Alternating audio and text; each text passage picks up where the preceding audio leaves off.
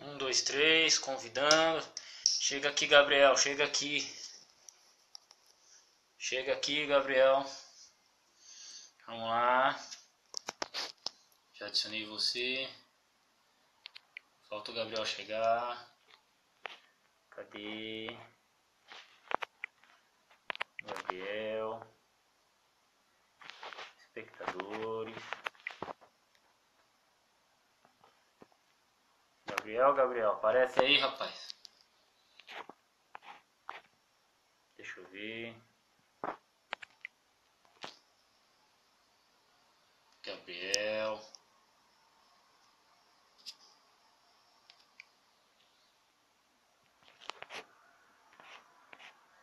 Já convidei. Não, muita gente. Deixa eu chamar o Gabriel aqui, peraí.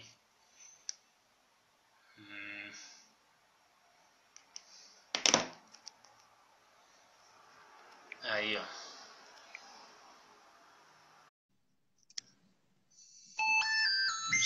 Já adicionei você.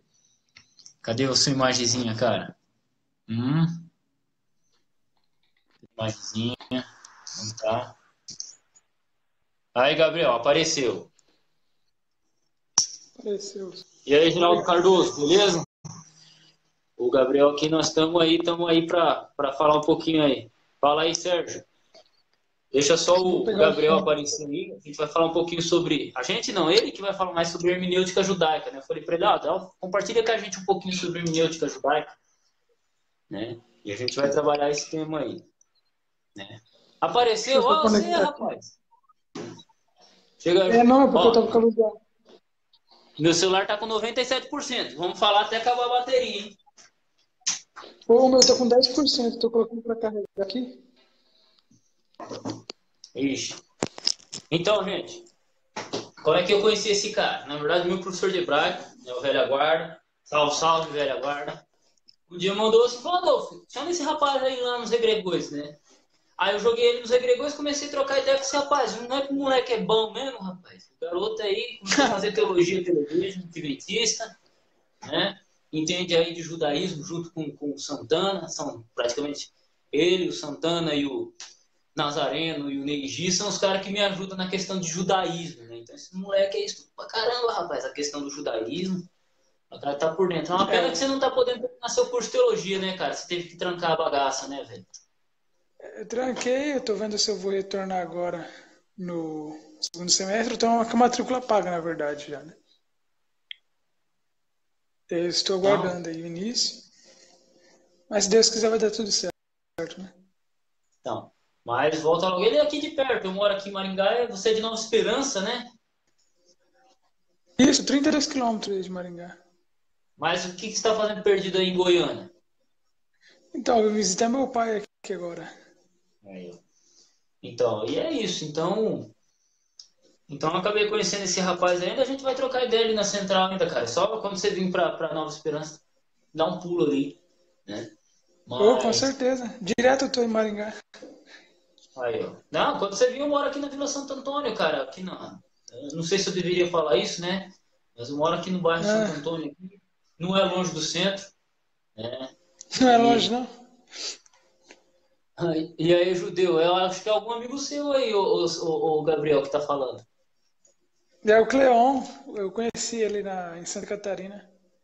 Ah, você tá chamando você de judeu só porque estuda judaísmo. É, Rapaz, tem muita gente que estuda judaísmo e não é judeu, cara. É complicado, é verdade. né?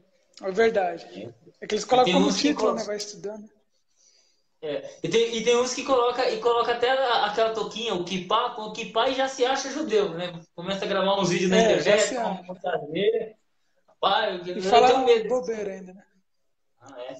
Mas explica aí pra mim, explica aí pra gente aí, o Gabriel, o que, que seria esse. Porque assim, quando eu fui pesquisar um pouco sobre a hermenêutica, mas a Apocila volta e meia fala que os judeus eles têm lá os 4 níveis de interpretação, literal, alegórico e simbólico, um negócio meio cabuloso assim.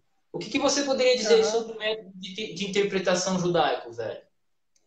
Então, o método de hermenêutica judaica, ele praticamente vai abranger os mesmos pressupostos que o cristianismo, né? Temos o drash, o sod, que é o culto. O drash vai ser vamos dizer assim, entre aspas, como se fosse um método gramático histórico dentro do cristianismo, né? Em busca do contexto, sentido literal e tal. Já uma interpretação mais, vamos dizer assim, mais mística, que é o sod. Sod é uma palavra hebraica para oculto, ou místico. Ela vai ter uma interpretação mais alegórica, né? A gente pega, por exemplo, as divisões da história até dentro do cristianismo, é o patrístico, o escolástico e o reformado. No período patrístico, a gente tem o surgimento da cabala, né? Que é uma interpretação mística. E daí vai surgir várias interpretações místicas em relação ao texto bíblico. Mas no início do século XIX também vai ser a mesma coisa. Vai ter o judaísmo progressista, né? Que vai dar uma interpretação mais moderna em relação ao texto do Antigo Testamento.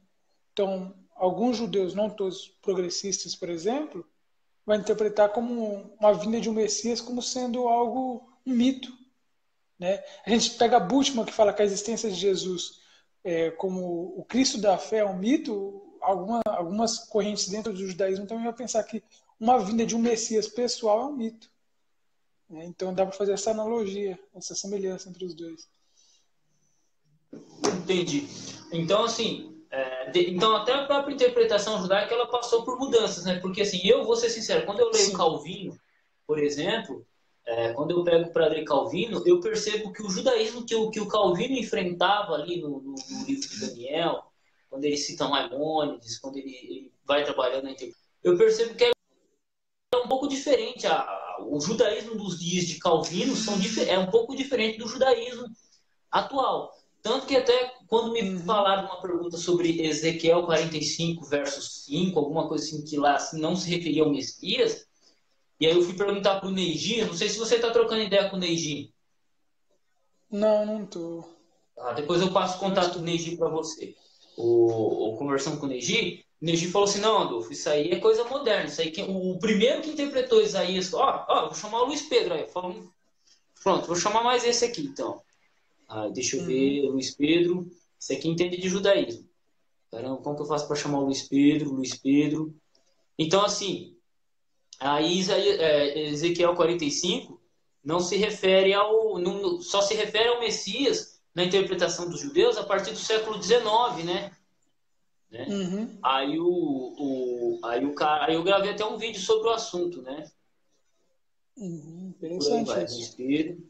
E Então, isso é assim, interessante, o Adolfo. Oi? pode falando. Isso é interessante porque várias profecias, né? Não só eu até tenho que tomar cuidado com o que eu vou falar, porque no meu Facebook eu tenho muitos colegas que são rabinos, né? Da linha ortodoxa, outros é progressista e tal. Mas não só o trecho de Ezequiel que você falou, mas até mesmo Isaías 53, né?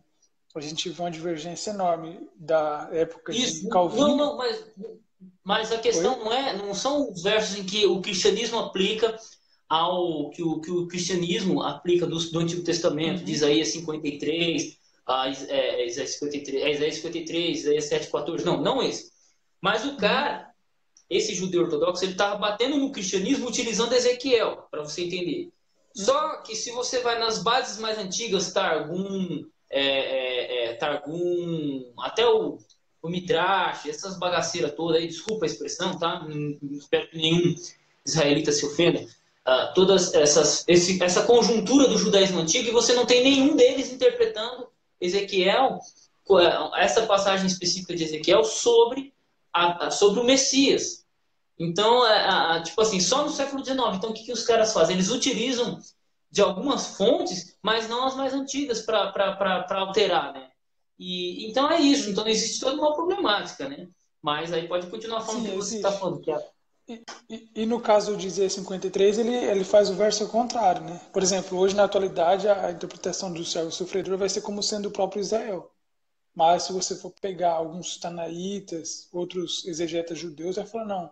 Até o próprio, vamos dizer assim, o Maimônides, por exemplo. De certa forma, o Maimônides, em alguns pensamentos judaicos, ele foi chamado de herege por alguns judeus por dar uma certa possibilidade de Jesus ser considerado o Messias. É uma pequena. Tipo assim, ele deixou meio que na entre as linhas, né? os textos dele que ele aborda. Mas muitos textos, não só Isaías 53, mas Isaías 7,14 e tal, que se refere ao Messias. Mas isso ele muda bastante. Eu sempre falo que se for para conversar com um judeu sobre o assunto, a gente leva paulada, né? Porque os caras dominam bastante. Como é que é? Ficou meio baixo, não te ouvi. Uhum. Então, é o que eu estava dizendo, é que se sobre Isaías 53, por exemplo, acontece o processo ao contrário. Hoje a interpretação é antagônica ao que tinha, por exemplo, no século IV, século V, que se referia, exegetas judeus interpretavam Isaías 53 como se referindo ao Messias. Né? Você pode ver a interpretação dos judeus de Qumran, por exemplo, né? Que acreditavam que o Messias seria um Messias divino. Mas hoje, a atualidade, já acontece uma coisa diferente. A interpretação de Isaías 53 na maioria dos círculos judaicos, não todos, porque não, é interpretado como sendo o próprio Israel. Entendi. O Santana apareceu aqui, Consegui, mas eu não estou consegui. conseguindo chamar ele pro vídeo, né? Eu não estou Uhum. conseguindo chamar ele pro vídeo. Então, Nem ele, nem o Espírito. uhum. Não É porque eu consegui. acho que o Facebook não. Ah, o Face permite. Eu O Face converso. permite. Permite mais um. Acho que daria Chamar para mais de colocar um. mais um. Ah, coloca o Santana então. É que é o único que eu conheço. Não, mas o Luiz Pedro manja dos Paranauê também, cara. O Luiz Pedro, o Neji. Rapaz, eu queria gravar Uhum. um. Eu tô conseguindo, graças a Deus, que eu descobri como fazer, né? Eu baixo esse áudio, essa live que nós tá fazendo, eu baixo e jogo no Face, né? Do Face eu jogo no Uhum. YouTube. Isso pra mim No tá YouTube. sendo fascinante, porque tem muita gente, cara, que eu gostaria de estar conversando assim e não consigo. Então, E é bom, então né? vamos que existe uma mudança de hermenêutica, né? Só mais uma pergunta. O que você acha da Cabala? Porque eu vou ser sincero, eu que não sou estudioso, para mim a Cabala judaica seria praticamente a macumba judaica. Seria isso ou Uhum. estou errado na minha Não, interpretação? eu não consegui ouvir, perdão. Ah, para mim, o que você tem a dizer aí sobre a cabala judaica? Porque eu como leigo no assunto, quando o cara fala de cabala, eu já penso em a macumba judaica, né? Aham, A entendi. maneira deles interpretarem de maneira muito cabulosa alguns textos da Bíblia, ou até textos que não são bíblicos. Uhum, Tiago entendi. Santana. Então, a Cabala, ela significa recepção, recebimento, né? Ela tem uma interpretação que é chamada de Sod. O que é uma Sod? É uma interpretação mística. A gente vê isso claramente também até dentro do cristianismo, né? Agora, textos cabalísticos, ela é muito complexa de entender. Não é qualquer um que entende. Para a pessoa estudar, começar a estudar cabala, tem vários requisitos dentro do judaísmo, né? Tem que ser casado e tal. E são textos muito difíceis. Agora, é claro, uma pessoa que estuda, eu até postei no grupo lá o livro do Mario Flower, que ele fala sobre a cabala e os cabalistas. Não sei se você conseguiu baixar. E ele explica certamente como que funciona essa questão da cabala. Mas nós que somos leigos, eu coloco eu também nisso, porque a cabala é muito difícil, até mais que o Talmud de interpretar, porque tem trechos que tem, vamos dizer assim, gematria e tal, mas é relevante em alguns aspectos, sim. É como eu sempre digo, né? Tudo contribui de certa forma para algo. Interessante. Ô Santana, Assim como a eu cabala, não estou mas o conseguindo. Talmud também. Eu não estou conseguindo te chamar para o vídeo, tá? Aparece algumas pessoas aqui. Deixa eu colocar aqui. Algumas pessoas aparecem com uma câmera. Por exemplo, o Gabriel Oliveira, o Eric Leite. Tinha mais uma pessoa uns minutos atrás. O Leidson estava com a câmera, mas você não está com a câmera aqui, então não dá para adicionar. E, então, assim, a Cabala ela não é uma coisa muito afastada do judaísmo, ela é um negócio de interpretação, alguma coisa assim. Uhum. Não, assim, a Kabbalah, eu tenho um livro do Shimon Bar Yochai, né, que é o Zohar. E ele segundo o meu colega, eu tenho um colega meu que é israelense, né? Ele está atrás de Moisés. O primeiro atrás de Moisés é o Shimon Bar Yochai. E são poucos que estudam Kabbalah, até pelo menos no meu nível de conhecimento, né? São muito poucos mesmo. E como eu disse, são obras muito complexas de entender e que exigem muito tempo de estudo, né? Isso dentro do judaísmo. Se for pegar um cristão, o cara é perigoso não entender nada mesmo, nada do assunto. Porque existe muito Tipo eu, assim. significado por trás dos textos. Hã? Tipo eu, assim, né? Você É for tipo estudar eu umas... também, né? Porque. Aham. Mas assim, E isso, a gente. Pode falar. tem um negócio também, por exemplo, que tem nego que pega a letra do hebraico, por exemplo, a letra do hebraico, o Aleph, por exemplo. Aí os caras pegam, por exemplo, a palavra Ha'adan, né? Aí pega a palavra Uhum. Adão pega cada letra e faz uma puta significância, sabe? Todo um Sim, é a 7-1. gematria. É a Hã? gematria isso daí. É a gematria. Não Que tem aquele. troço É é esse? interessante isso daí? Oi? Explica esse troço aí, rapaz. Então, é a gematria. É aquele trecho, por exemplo, de. Como que é o nome do livro? Olha, eu me esqueci que fala que o Messias viria montado num burro, sabe? Acho que é Uhum. Zacarias, né? Se não me engano. Sim. Alguns judeus, rabinos, principalmente, fazem um trocadilho com a palavra hebraica para burro e diga que ele viria através de um meio. Então, essa é uma interpretação mística, é um trocadilho. Quem fez bastante isso daí no cristianismo, a gente pode ver, por exemplo, a escola de Antioquia, né? Os exegetas da escola de Antioquia. Usava bastante trocadilho e eles faziam analogias que não tinha nada a ver com o texto para aplicar a messianidade de Jesus. Qualquer sentença, eles faziam um trocadilho, um sentido alegórico para aplicar a messianidade de Jesus. Então, assim, é bem similar essas questões. Assim. É claro que o judaísmo ele vai interpretar essas alegorias dentro do contexto judaico. Já o cristianismo não, ele vai mais além ainda e vai viajar, vamos dizer assim. Né? Por exemplo, a morte, o sacrifício de Isaac, certo? A Uhum. gente vê hoje recorrente as igrejas falam assim, Isaac é uma prefiguração, vamos dizer assim, entre aspas, da morte de Jesus. Né? Isso é uma alegoria, que o texto não diz nada disso. Então a gente vê alegorias também dentro da interpretação bíblica cristã. Né? Também, também dentro do Novo Testamento nós temos uma interpretação bem cabulosa. Por exemplo, Uhum. que verso do Antigo Testamento fala que o Messias ficaria 3 dias e 3 noites morto na sepultura? Uhum. Nós não temos, Sim. mas eu acho que tem alguma coisa dentro da linha de interpretação judaica que eles tinham no primeiro século, ali, né? E que foi usado, né? Mas você não tem nenhum verso bíblico aparente do Antigo Testamento que afirma que o Messias ficaria 3 dias e 3 noites morto, né? O que você Sim. E sabe também sobre o não tem assunto nenhum aí? trecho, tem nenhum trecho também da Bíblia hebraica que fala que o Messias viria duas vezes também. Né? É interessante isso daí. Não existe nenhum texto que fala, olha, eu vou vir uma Pô, vez, depois vai dar uma pausa no tempo e vai vir outra vez. Não existe, não é verdade? Mas assim, isso é interpretações que a gente vê. Muitas coisas, daí ao meu ponto de vista, muitas coisas, muitas profecias bíblicas a gente vamos interpretar como um sensus plenior, é um sentido pleno. Que o controle exegético nós vamos entender como uma messianidade de Jesus por causa do controle hermenêutico do Novo Testamento. Né? Por exemplo, aquele trecho de Mateus, acho que capítulo 3, que fala assim, se aplicando quando Jesus saiu do Egito, ele fala assim, do Egito chamei meu filho. E Oséias 6, ele faz aplicação a Jacó, se não me engano, a Abraão, um dos dois, quando sai do Egito. Mas a hermenêutica dele, no caso, a aplicação que ele fez do texto é totalmente equivocada, do ponto de vista exegético. Né? Só que nós entendemos isso como um sensus plenior, um sentido pleno à luz de toda a cosmovisão bíblica, tanto o Antigo quanto o Novo Testamento. tem um texto de Oséias 11, Oséias 11, né? Quando Israel era menino, eu amei, e do Egito chamei a meu filho, né?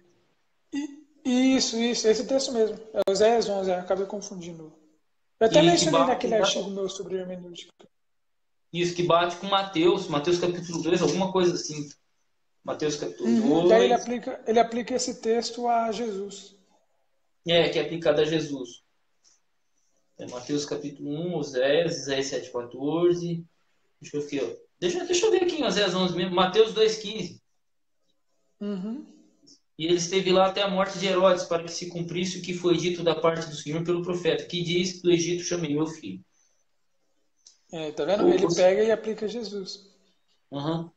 Aqui o Thiago Santana ele falou assim: ó, seria legal uma discussão sobre o Akedar. Mateus 2,15. É, Ninguém vai cair aqui, não, ô sobre Thiago Santana. Brincadeira, é, brincadeira.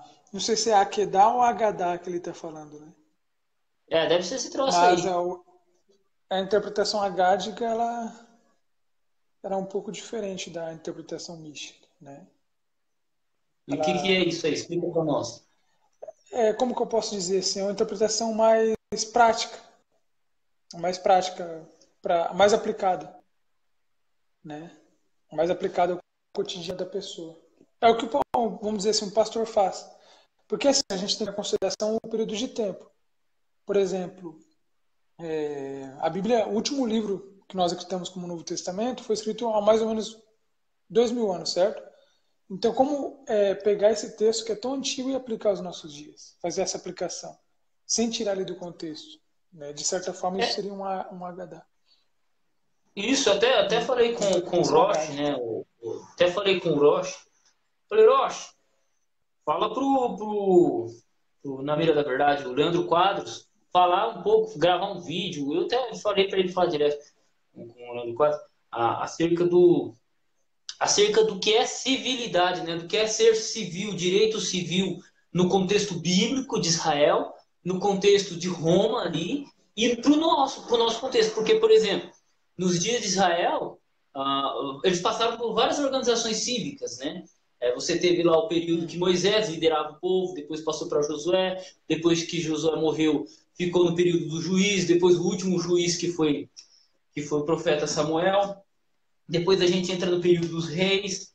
Depois do período dos reis, aí é a questão das conquistas, né? Então, assim, o conceito de ser cidadão mudou com o tempo. Né? Então, por exemplo, quando a gente Uhum. pega um texto lá por exemplo, no contexto que é muito utilizado contra a gente na política, né? Porque eu gosto de falar de política, cara. Eu gosto mais de falar de política do que de religião em si. Né? Mas é E bom conversar mesmo. sim, sim, mas, por exemplo, muita gente fala, o cristão não pode sair nas passeatas. Por exemplo, vai ter uma passeata ordeira. Só que eu entendo que a gente pode, porque nós escolhemos o nosso líder por voto. Uhum. Mas também, se eu não quiser o líder lá, eu posso me organizar e tirar o líder de lá. Só que isso, o, Isso. o conceito de civilidade nosso moderno, republicano, é diferente do que ocorreu com Paulo lá no primeiro século. Porque lá tinha o imperador ele nomeava governadores, os governadores nomeavam pessoas para auxiliar. Então, não existia a votação direta. Né? Tudo vinha Uhum. do Senado romano. Então, você se opor ao Isso. Senado romano era algo muito cruel. Tipo assim, você estava indo contra o império e você corria risco de morte. No caso, hoje, no contexto Isso. moderno, não. Você pode fazer, como ocorreu no ano passado, as passeatas de maneira ordenada, organizada e tudo. Então, o nosso conceito de ser civil era diferente. Né? Paulo ele era até tratado Uhum. diferente porque ele era cidadão romano. Então, o julgamento dele era Uhum. diferente do julgamento que o judeu tinha. Então, como sendo romano, ele não podia ser julgado apenas pelos judeus, ele tinha que ser julgado pelo concílio lá de Roma, lá na Itália. Então, o Uhum. pessoal confunde. O pessoal acha, não, mas não pode, pá, isso, aquilo, não, cara, tem que analisar a diferença. Como que eles viam ser civil naquela época, o que era o direito civil naquela época do nosso direito hoje. Então, existe todo um negócio diferente, entendeu? Então, até Uhum. temos que analisar isso aí, né? Então, até a própria interpretação, né, judaica também muda. O Tiago Santana falou que ó, o Sim. judaísmo é ortoprático. Que palavra difícil é essa aí? Explica pra Ortoprático. gente aí, se você puder. Então, da linha ortodoxa, né? Só que ele faz a aplicação do texto também. É que nem eu disse anteriormente, né? Agora, eu achei interessante isso daí que você disse sobre isso daí é uma questão filosófica, né? Que é a ética. A filosofia ela vai estudar antropologia, metafísica e tal, dentro dos pensadores filósofos, por exemplo, Nietzsche, Derrida, Foucault. Gadamer, esses filósofos aí, eles vão influenciar de forma significativa cada era, né? Já que Foucault é do período da modernidade. Mas o comportamento muda, assim. A gente pega, por exemplo, na época de Paulo, tinha os zelotes, certo? Que eram aquelas pessoas que iam, se levantavam e davam sua opinião, não estavam nem aí. Mas eu sempre falo que quando se trata em ética, é que nem eu penso igual você falou, igual você disse, né? A gente tem que se manifestar, porque quem paga depois somos nós. Depois, Não, direta ou e é indiretamente, um quem paga é a gente. isso, não, mas no nosso caso hoje, fazer uma passeata, alguma coisa, se opondo ao governo, é um direito previsto, Uhum, né? sim, com Já, certeza. só Com que isso certeza. não era um direito previsto no primeiro século. Então, muita Claro, gente com fala, certeza. mas isso, entendeu? É uma oposição pacífica. Isso não ocorria, né, em Roma. Roma, quando ocorria uma revolução, era uma revolução armada. Os próprios judeus se revoltaram Uhum, contra os romanos e não é à toa que foi destruído o Templo de Jerusalém por causa disso. Questão política. Né? Mas da mesma maneira que a isso. civilidade ela é vista diferente, até o tema que a gente estava tratando também é visto diferente. Né? Vamos supor, você até mencionou aí a questão do último livro, né, o Apocalipse. O Apocalipse ele é extremamente simbólico, porque ele traz muitos símbolos do primeiro século. Né? A questão do Sim. interpretar um nome por um número, interpretar a questão interpretar a questão dos animais, por exemplo. Se você pegar os animais do Apocalipse 13, eles têm uma ligação muito grande é uma descrição muito parecida com os animais de Daniel capítulo 7. Né? E, Isso. por exemplo, Aham. é, deixa eu pegar a Bíblia de Jerusalém ela trata bem disso. Se a gente pegar a Bíblia de Jerusalém, capítulo 17, olha que interessante a interpretação do Daniel capítulo 7. Até muito adventista pega esse texto, a nota de rodapé da Bíblia de Jerusalém, e interpreta errado, né? Que fala aqui que a imagem, as nações gentílicas, seu reis, animais puros, 7 cabeças são 7 colunas de Roma, os 10 chifres são 10 reis, são 10 reis vassalos. Tal, pá, pá, pá. Implica idolatria, assassinato, simbolismo das bispas de Oi. 7 imperadores Uhum. romanos, 7 totalidade. Aqui tem um texto aqui que fala que a cabeça é Roma, né? Mulher. Aqui, ó. A nota de rodapé E. Deixa eu achar E aqui. Jihge. Ó. 17, Apocalipse 17, verso 1. Um dos 7 anjos das 7 taças veio dizer-me: Vem, vou mostrar-te o julgamento da grande prostituta. E. Aí na nota E aqui, como Jerusalém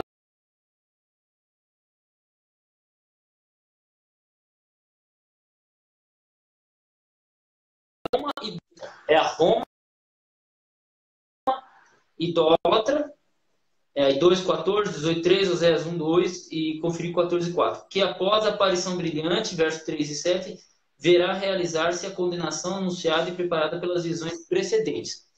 Aqui, muito adventista pega esse comentário aqui fora do contexto, da linha de interpretação católica, e diz que está dizendo, ó, os próprios católicos dizem que é Roma, mas aqui eles estão se referindo a Roma imperial, que era um simbolismo. Então, isso aqui, eles estão dentro do contexto da explicação de como os cristãos interpretavam no primeiro século, né? E não necessariamente a Roma papal, né? A Roma eclesiástica, como a gente conhece hoje. Então, a gente tem que pegar o contexto, o texto dentro do seu contexto, né? Não tem como fugir disso. Apesar que é bem interessante o comentário. Desculpa estar embolando tudo aí. Então, Não, quando a gente pega um texto antigo, a gente tem que pegar e entender como que ele era visto. Né? Como eu afirmei, o próprio livro de Apocalipse ele tem simbolismos de Daniel muito grandes. Né? E muito bem conhecidos pelo apóstolo João. Porque se João não conhecesse o simbolismo de Daniel, ele não escreveria de maneira tão simples e tão clara no Apocalipse, né? Explicando até alguns detalhes. E era uma língua corrente, né? Era um linguajar corrente, né? O linguajar profético, a codiologia profética, era um linguajar corrente no judaísmo do primeiro século. Né? Isso, eu não sou especialista na área, mas o que eu já li sobre o assunto, eu tenho observado isso. Só que quando pega isso. Adolfo, século XXI, trabalhando na construção civil, né, estudando crítica textual, nada disso, fora, um assunto totalmente fora. Quando a gente pega Apocalipse, o cara interpreta totalmente diferente. Como assim? Porque não entende o conceito judaico, o conceito cristão, né, do primeiro século, como que João via, o que João estava querendo dizer, aquela expressão que significava, o que significava para ele. Então a gente tem que voltar lá naqueles dias para tentar compreender e retirar alguma coisa do livro. Por exemplo, um verso muito utilizado em Apocalipse, cara, que eu acho interessante. Olha que interessante. Apocalipse. Pode falar.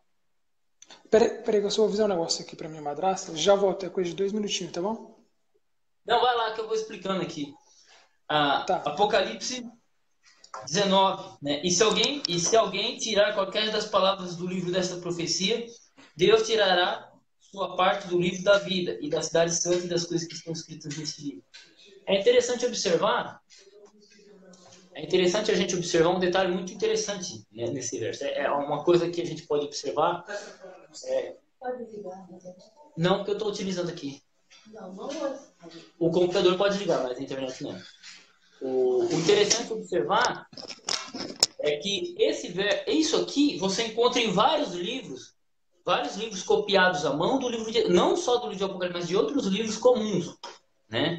Vários livros. Então muita gente pega esse texto achando que só está escrito em Apocalipse, mas você tem vários textos trazendo isso. Por quê? Porque o livro era copiado à mão. Então tá lá, o copista que fazia errado, Deus vai tirar. E aqui João ele tá falando, se você tirar, Deus vai tirar sua parte do livro da vida ou da árvore da vida, como o texto majoritário traz e o texto eclético traz. Então as pessoas elas estão por fora de como era copiado um livro, por que era copiado, quem que tinha que copiar, o valor que era, né? O pessoal está por fora. Até João fala, olha, se fosse relatar tudo que o cristianismo, todos os atos de Jesus, não seria possível. Mas por que ele fala isso? Se você voltar, o papel era caro, o copista era caro, a caneta era cara, tudo era caro. Então não dava para relatar toda a vida de Jesus, igual é hoje. Hoje, por exemplo, eu tenho um caderno aqui. Se eu fosse pegar e levar esse caderno pro primeiro século, eu ia ganhar muito dinheiro com esse caderno. Coisa que quase não vale nada. Não chega a valer R$25 aqui para mim. Só que nos dias de Jesus, um caderno desse aqui iria valer praticamente uma mini fortuna. Né? Era praticamente 2, 3 dias de trabalho. Entendeu? Então, são contextos que é importante a gente ter quando a gente lê. Um outro texto de Apocalipse que eu acho muito legal, que eu utilizo muito para interpretação, é esse aqui, ó, Apocalipse 1. Vamos lá, quem tiver Apocalipse, abre aí, Apocalipse 1. Eu sei que é interpretação, mas o foco aqui é a interpretação judaica, né? Eu só estou dando umas pegadas aqui para não ficar mudo. Não tem problema não, pode. Apocalipse 1. Bem-aventurado aquele que lê e os que ouvem as palavras desta profecia e guardam as coisas que nelas estão escritas, porque o tempo está próximo. Bem-aventurado aquele que lê e os que ouvem. É interessante essa expressão porque a Almeida Atualizada traz bem-aventurado aqueles que leem, mas na verdade o texto grego traz aquele que lê. Por que aquele que lê? Porque, na verdade, como a cópia era muito cara, você tinha o quê? Uma pessoa que tinha a cópia do livro, né? Uma pessoa tinha a Bíblia na mão, e ela lia. Uhum. E as outras pessoas ouviam. Por isso que fala, bem-aventurado aquele que lê e os que ouvem. Hoje o nosso contexto é totalmente diferente. Você tem várias pessoas lendo, porque só eu aqui em casa eu tenho 1, 2, 3, 4, 5, 6, 7, 8, 9, 10, 11, 12, 13, 14, 15, 16, 17, 18, 19, 20, 21, 22, 23, 24, 25, 26, 27, 28, 29, 30, 31, 32, 33, 34, 35, 36, 37, 38, 39, 40, 41, 42, 43, 44, 45, 46, 47, 48. 48 Bíblias. Fora, eu estou contando aqui, está dentro aqui. Bastante. Então, hoje, muita, né? Eu tenho 50 Bíblias. Só que no primeiro século, não era assim. O cara que tinha uma Bíblia, uma cópia do livro de Apocalipse, uma cópia do Evangelho de Mateus, já era muita coisa. E era uma cópia para a congregação inteira. Imagina uma congregação com 100, 200 pessoas e uma cópia. É interessante isso daí, Adolfo, porque assim, Não sei se você já leu o livro do Jacques Docan, de Sacred Software Não. Revelation. E a abordagem que ele faz desse texto, o verbo ler está no singular, é que no ambiente de uma sinagoga, quando se faz a leitura da Torá, né? Que um lê e os demais escutam. Ele faz essa interpretação. Agora, em relação à comparação de manuscritos, isso vai ser a obra mais da crítica textual, né? Ou do filólogo e tal. Sim, sim. Que a teologia bíblica vai fazer vai fazer buscar o trabalho desses críticos e aplicar a teologia bíblica, que vai ser na questão da exegese, né?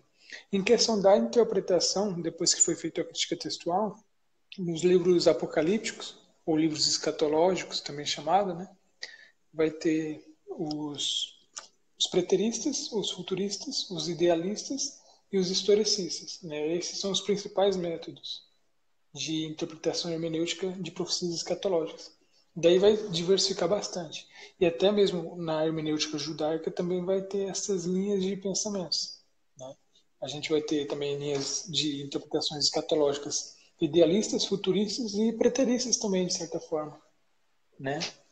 E tem uma linha do judaísmo, que se não me engano é o Hared, não me lembro muito bem, que interpreta como uma vinda do Messias se cumprindo no Rebbe de Lubavitch, que é o difundor da Rabada. Então, é uma Qual que é o nome interpretação do bem mano? interessante. O Lubavitcher, Ah, Lubavitch. Manahem Ah, Mendel. Lubavitch. Manahem Mendel é o nome dele. É, Manahem Mendel. Daí o pessoal chama de Rebbe de Lubavitch. São poucos, mas tem alguns que interpretam sendo dessa forma. é como dizia Ventania, né? Você está falando de tanta interpretação judaica que tinha e tanta interpretação cristã que tem. É como diz o Ventania, é tanta ideia, seitas, crenças, gangues, filosofias, religiões de povo doido, posições anarquistas, loucos, sábios, débios e sonhadores. Mas vou pegar os meus tropinhos, sabe? Sou um maluco de estrada, não tenho a ver com nada, vou dar uma caminhada. Meu chinelo é de Bem isso peru. mesmo. É Olha só, complicado. O Jefferson comentou assim, ó, chega de ser paradoxal. Temos fácil acesso à Bíblia, porém temos tão pouco. Os que leem a palavra mais um pouco do que... Nem não deu para mim ver o resto. Ali. É, no comentário dele não apareceu mais. Uhum. Só que o É problema isso é que a que hoje gente nós está temos comentando muito aqui, acesso, só Jefferson. que pouco estudo, né? É, como diz Augusto Nicodemos, né? Nunca cantamos tanto, nunca pulamos tanto, mas nunca fomos tão analfabetos de Bíblia. Sim, Nunca, sim, é nunca, nunca. verdade. E É, essa questão da hermenêutica judaica, Adolfo, é interessante estudarmos, porque assim, a Bíblia não foi escrita por cristãos, né? Eles usavam simbologias e figuras, entre aspas, que era comum dentro da comunidade judaica, não da comunidade cristã, certo? Então a pessoa daquela época tinha que estar ciente e contextualizada naquela época. Então, assim, muitas vezes, ainda mais da linha supracessionista, ou também chamado de dispensacionalismo teológico, eles vão tentar fazer uma interpretação diacrônica, de certa forma, assim, diacrônica, né? Levando ali a questão da teoria supracessionista em relação às profecias escatológicas. E daí já vem um problema muito grande dentro do cristianismo por causa disso também.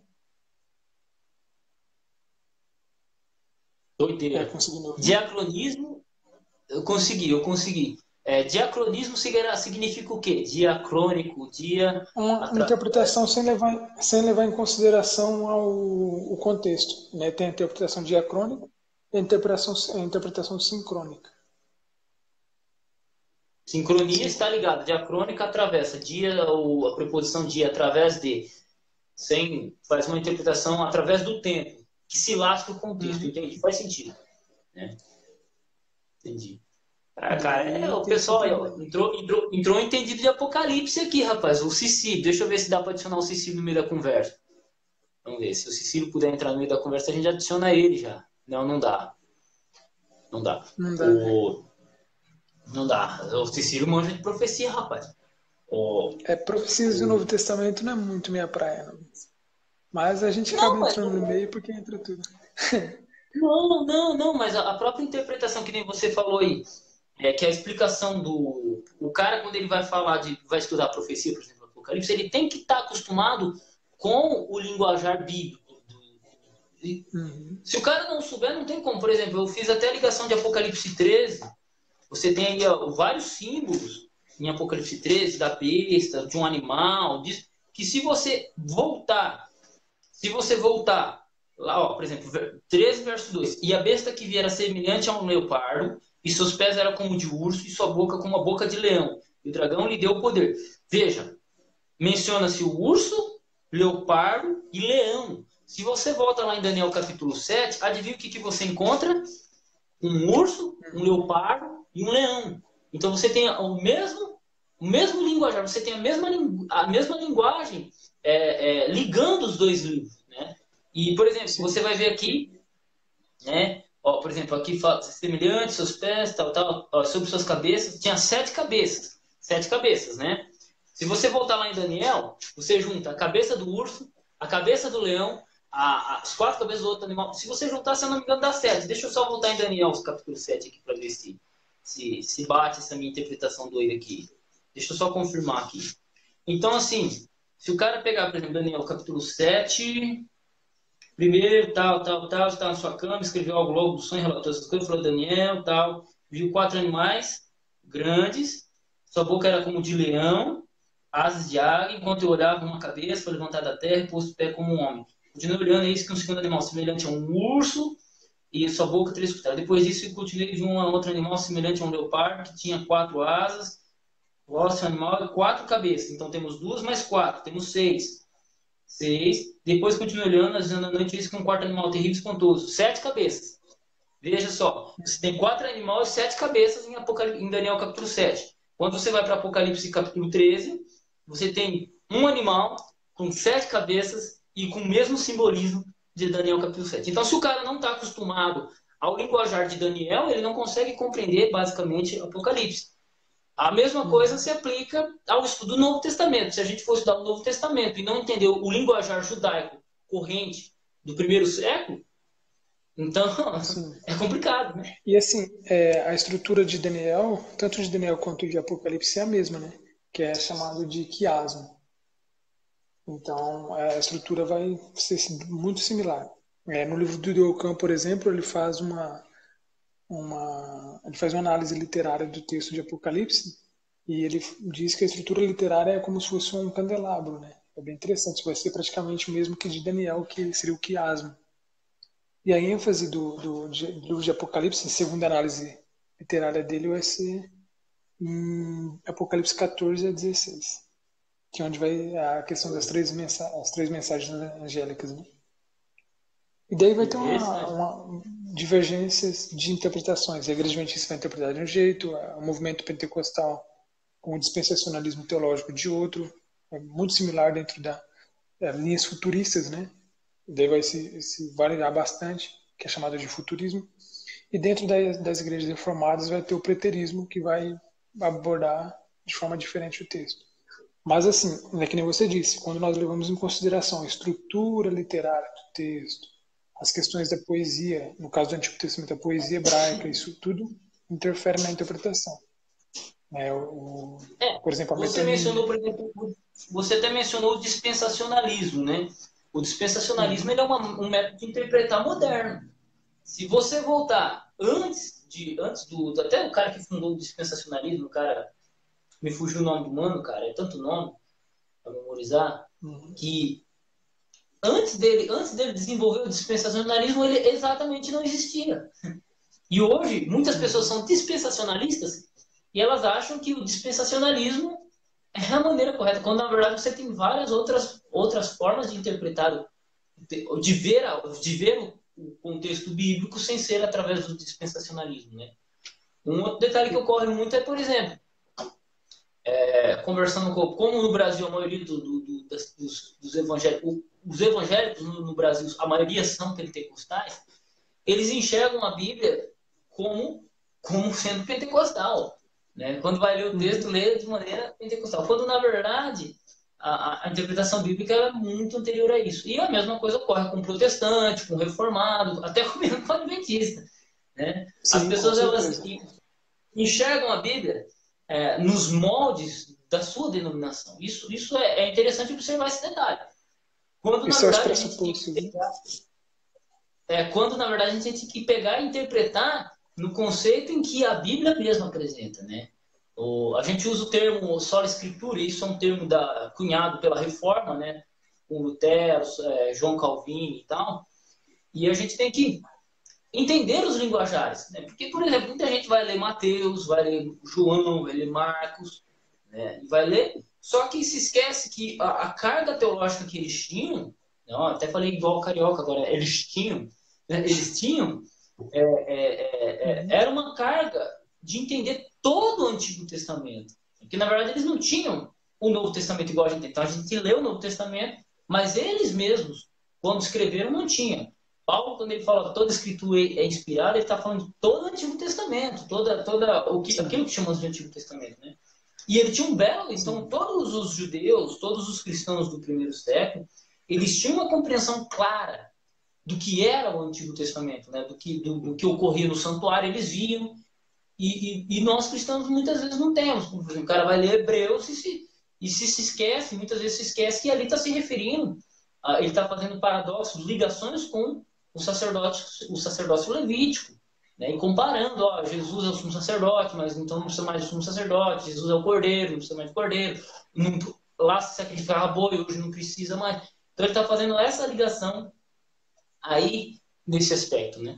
E então, assim, se a pessoa uhum. não tem o conhecimento básico para a interpretação, esse conhecimento básico, que é o conhecimento do Pentateuco, o conhecimento dos reis, até dos próprios Salmos, a pessoa não consegue compreender plenamente o que é o Novo Testamento. E aí entra essa Uhum. nossa conversa, né? A interpretação Sim, judaica da coisa, né? Os níveis de interpretação sim, judaica. claro, com certeza. E assim, é interessante notar também que até mesmo o liberalismo teológico, a gente vê a influência de Spinoza, né? Spinoza, ele vai ser o primeiro.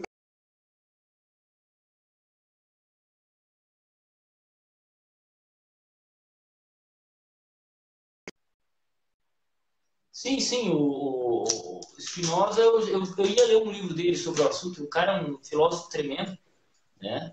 Mas não acabei não Uhum, lendo, né? Tem outras coisas para ler, outras coisas para estudar. uhum. A questão do É, liberalismo teológico ele se dá por causa do iluminismo, né? O iluminismo afeta a isso. teologia e aí começa-se os questionamentos.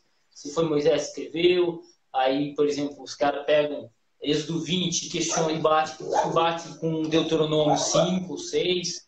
Então, Uhum. ó, tem dois autores. A própria Bíblia de Jerusalém, muita gente pega ela e se esquece de um detalhe. Ela é uma Bíblia católica, mas que ela tem um ponto de vista liberal, né? Então, quando você vai ler, eles falam da tradição elohista, da tradição javista, né?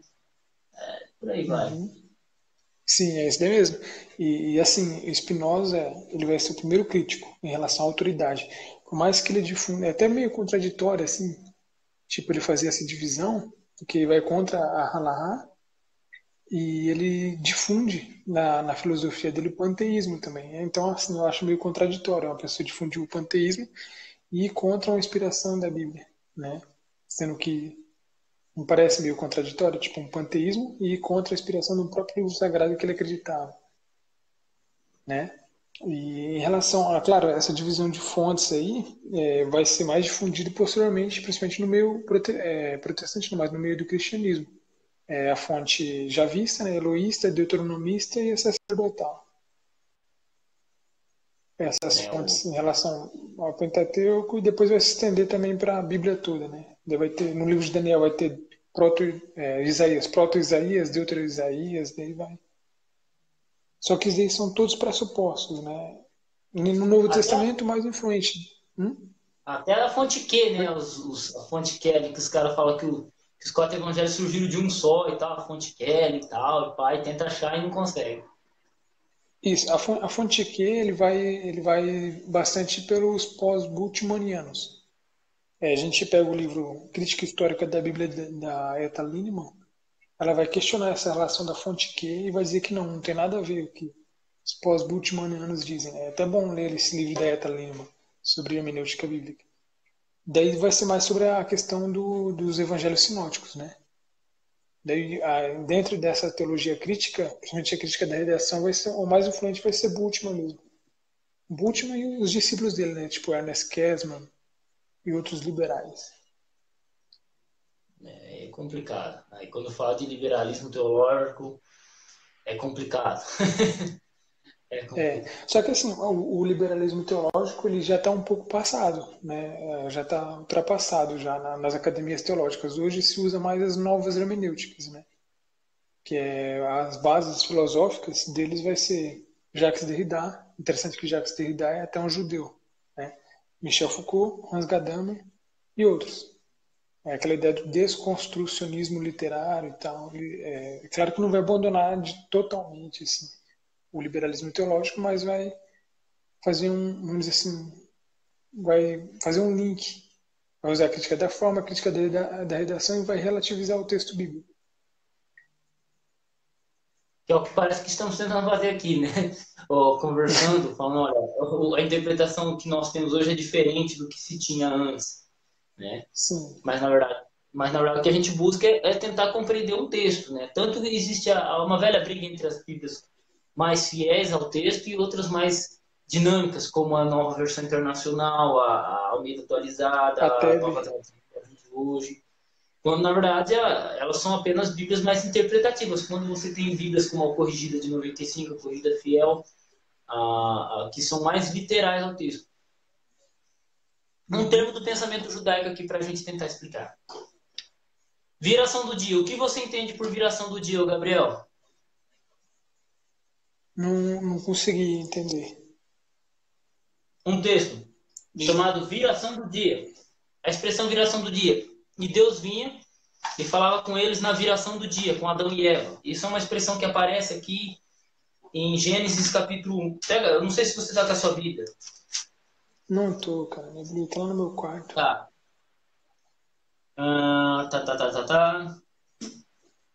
Ó, Gênesis capítulo 3, verso 8. E ouviu a voz do Senhor Deus que passeava no jardim pela viração do dia. Né? Uhum. Olha que interessante essa expressão viração do dia. Quando você fala ela nos dias de hoje, no conceito ocidental, viração do dia dá a entender que é a viração do dia. Da tarde para a noite. Fim do dia. Fim do dia. Só que lendo o Pedro Apolinário aqui, por exemplo, deixa eu pegar aqui na introdução dele, que ele vai falar a viração do dia. É interessante um texto que ele vai mencionar aqui, viração do dia. Deixa eu só ver aqui. Pedra, pedra, pedra, nome do Senhor. Consegue expressões idiomáticas. Viração do dia, tal. Espírito Tessalonicense, Filho da Paz, livre, tratado. Eu não vou achar, mas está na primeira interpretação aqui. Linguagem figurada, página 172, alegorias, como literal.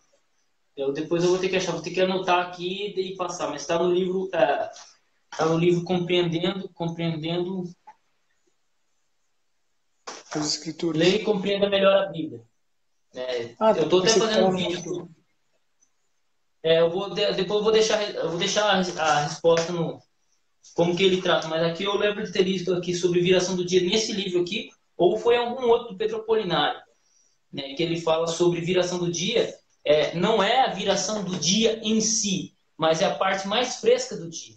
Então, Deus, quando ele vinha falar com Adão e Eva, ele escolhia lá 3 horas da tarde, que era o horário mais fresco do dia, né? Só que nós, na nossa mentalidade ocidental, temos dificuldade de compreender esse texto, né? Então é complicado, cara. É treta. Sim. Daí onde que entra a interpretação diacrônica, né?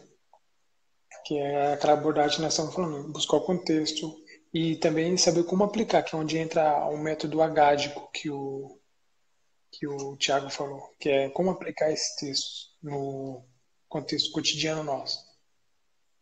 Mas assim, não só Gênesis 2, mas vários textos.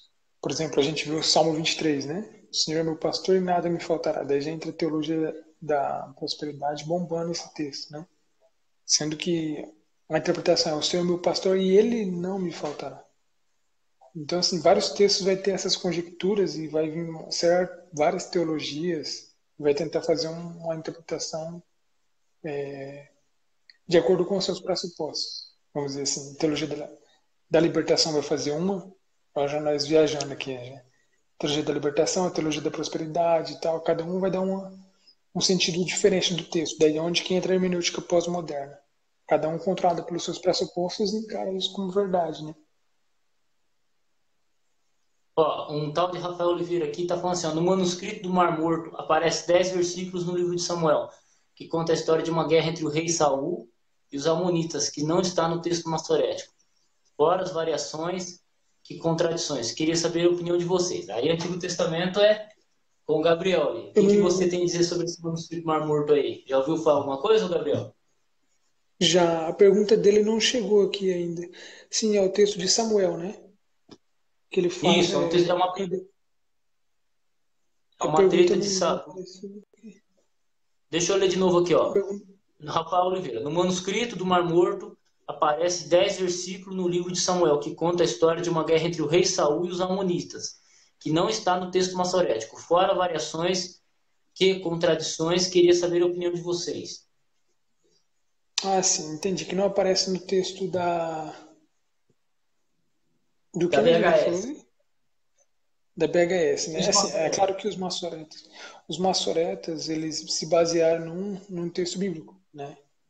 Claro que o texto maçorético vai ser um período muito longo de tradição, né? Massorá, tradição. E é assim, ou tradução também. Mas os manuscritos que a Septuaginta se baseou é diferente do texto maçorético, em grande parte. Você vê a similaridade da Septuaginta com o Pentateuco samaritano. Então, vários textos foram omitidos, que às vezes aparece, a gente vê mais textos no livro de Samuel que foram omitidos pela Septuaginta, ou que aparecem na Septuaginta e não aparecem no texto maçorético, ou vice-versa. Então é questão de variante, né? Aí já é a tarefa da crítica textual, comparar os manuscritos e ver, tentar buscar de forma possível o mais similar possível. E assim, o Rafael, isso aí já é crítica textual, por exemplo, isso que você falou aí, para mim é novo, tá?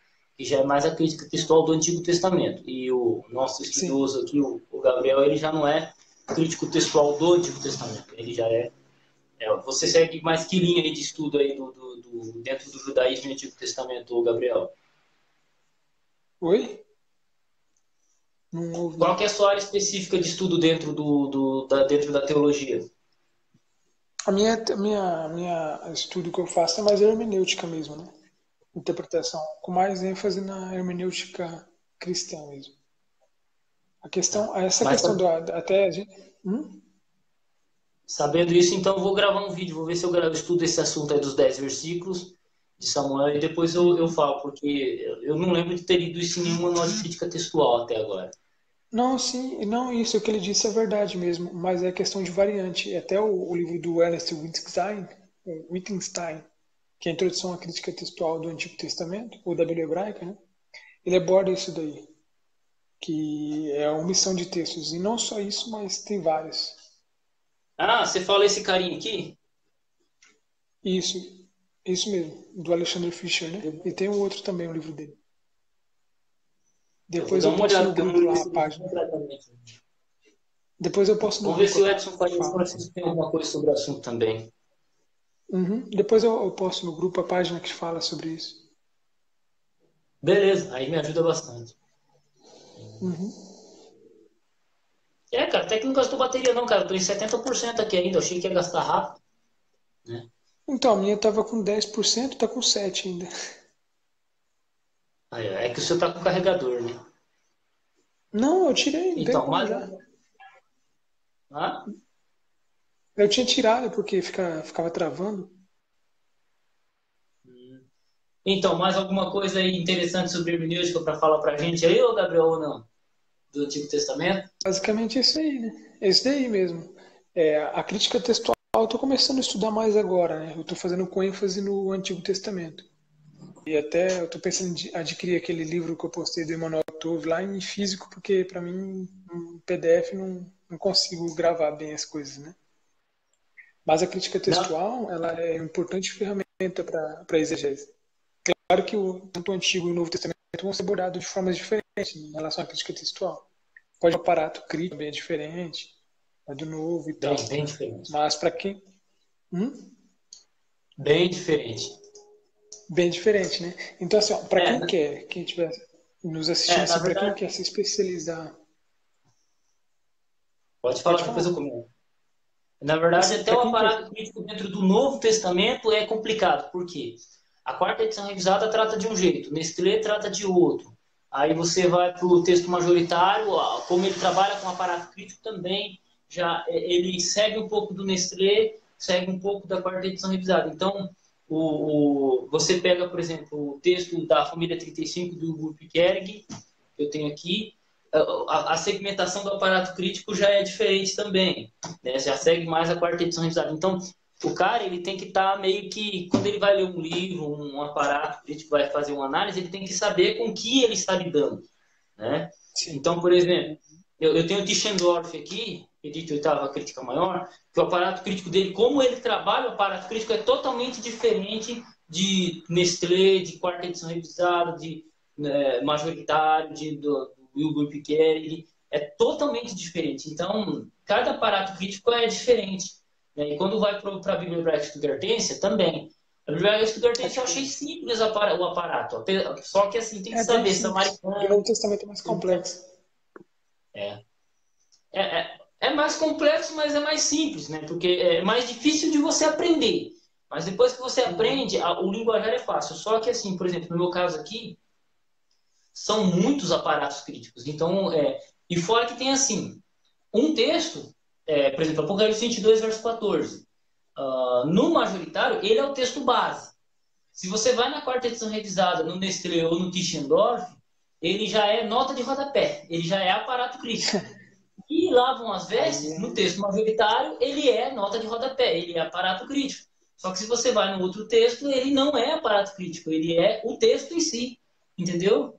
Então tem todas essas quando o cara pega um interlinear para estudar, ou pega um aparato crítico para estudar, ele tem que saber qual que ele está lidando. Né? Entendeu? É verdade. E Rodolfo, interessante isso daí, porque assim, para quem quer estudar hermenêutica bíblica, tem que estudar crítica textual. Né? A base da hermenêutica praticamente vai ser a crítica textual, em relação à hermenêutica bíblica, né? Porque a hermenêutica vai Na se verdade, fazer uso, a exegese também. na verdade o primeiro passo para qualquer estudante, para a interpretação de qualquer texto, se dá na língua original do texto em si. Né? E isso Isso. não é só para a Bíblia, né? Para qualquer livro. Por exemplo, você vai estudar o Capital de Karl Marx, por exemplo, você tem que saber. Se o cara quer fazer uma exegese decente, ele tem que estudar alemão. Ele tem que estudar o alemão do século XIX, XVIII, né? Século XIX, não, século XVIII, 1800, bolinha, século XIX. Então, o cara tem que primeiro saber, por exemplo, no caso da Bíblia, grego e hebraico, pelo menos. Né? Para poder pegar o texto no original ali e começar a partir. E depois ele partir para as outras ciências, como crítica textual, hermenêutica, exegeta. Não tem conversa. Com A certeza. gente fala assim, eu sou exegeta, eu sou exegeta. Eu trabalho com crítica textual. Aí o cara vem começar a falar para mim de manuscrito, disso, daquilo, eu falo, mas você sabe grego? Não sei, irmão. Não sabe. Como é que você É vai falar de verdade. crítica textual do Novo Testamento se você não sabe grego, cara? Pelo amor de Deus, teve um que chegou para mim. Não, eu tenho um projeto muito interessante e tal. E pai, o cara começou a jogar umas conversas bem interessantes, sim. Aí na hora que eu falei assim, irmão, eu queria saber você, qual é o seu conhecimento de grego? Irmão, não tenho conhecimento de grego, não. Falei, então como é que você vai comparar manuscrito? Vai falar isso ou aquilo se você mesmo não conferiu? Aí, cara. É verdade. Então, A pessoa então, tem o lema de Calvino, né? Orar e et labutare. Orar e estudar.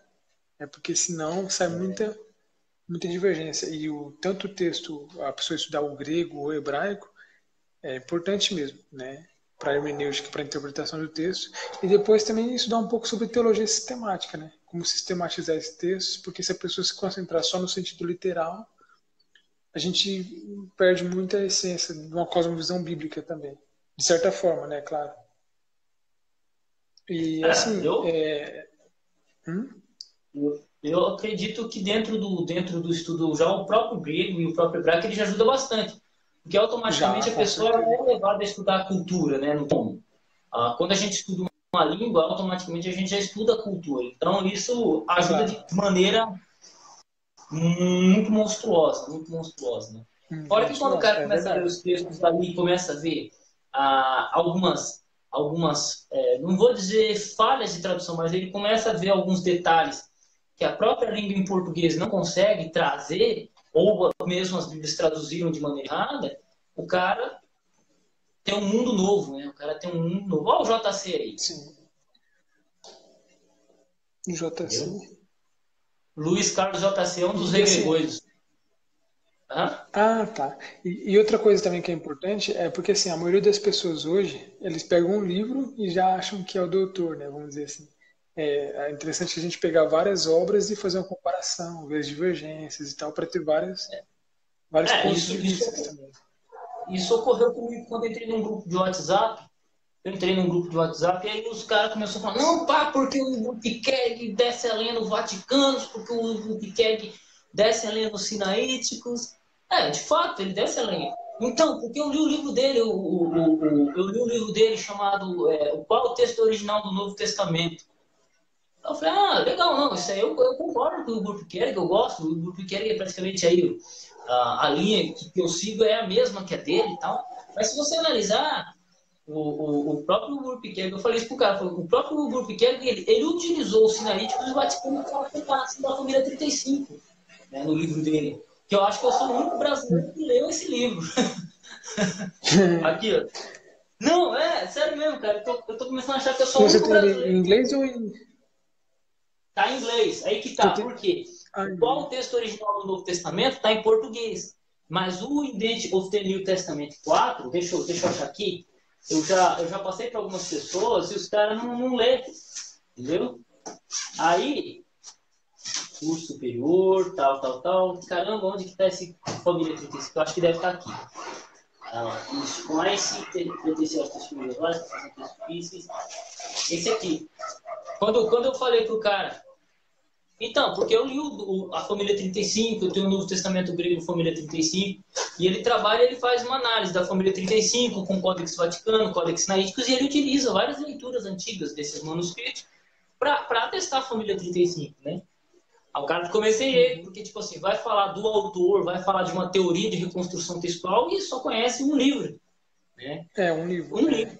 Isso acontece muito. O problema é que esses livros de crítica textual no Brasil tem poucos, né? Daí a pessoa tem que estudar inglês, alemão, principalmente alemão, pelo menos na Bíblia hebraica, as obras principais estão em alemão, né? Daí a pessoa lê uma obra Língua, e já começa a meter o pau. em língua portuguesa temos poucos livros de crítica textual até pro hebraico. Hoje só temos 2 livros de crítica textual pro hebraico, que é o texto do Antigo Testamento e crítica textual da Bíblia hebraica do Edson Faria Do Francisco. Manuel Tove, tem o do Que é Manuel Tove e tem o do Edson. São não, três. mas o Edson traduziu. Não. O Manual da Bíblia Hebraica não é um livro de crítica textual, é um manual para a Bíblia Hebraica. Mas com isso traz um pouco da crítica textual. Vamos por Sim, aí, ele traz a essencialmente introdução. 3 livros. Manual da Bíblia Hebraica, Crítica Textual da Bíblia Hebraica e o texto do Antigo Testamento, Alexander Achilles Fischer.